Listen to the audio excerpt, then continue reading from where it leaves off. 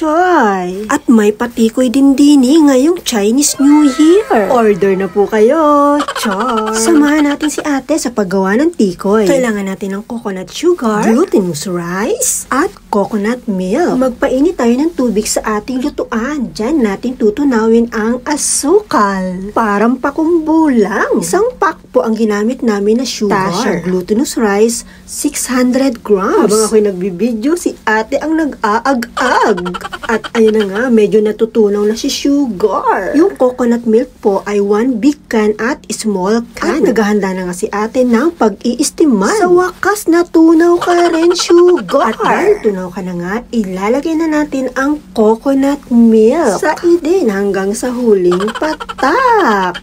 Abay, sayang. 1 big can at 1 small can po ang ginamit namin dyan. Halu-haluin, ikot-ikot, gaya ng ginawa niya sa'yo.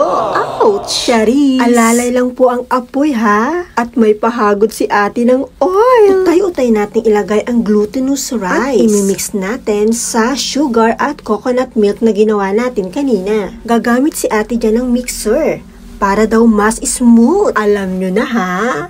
Kung nga, nagsimula na at talamsikan na sa paligid. Okay lang yan, mamaya na tayo maglinis. I-mix lang natin hanggang sa maging smooth ang texture. Malapit na.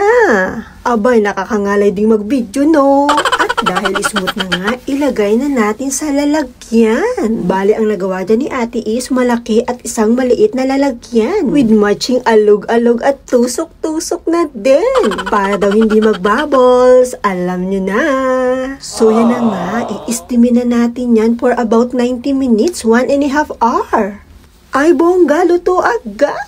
Ang bilis. Yan na po ang tikoy ni Ate Chel. Thank you so much for watching. Kong Hei Pachay.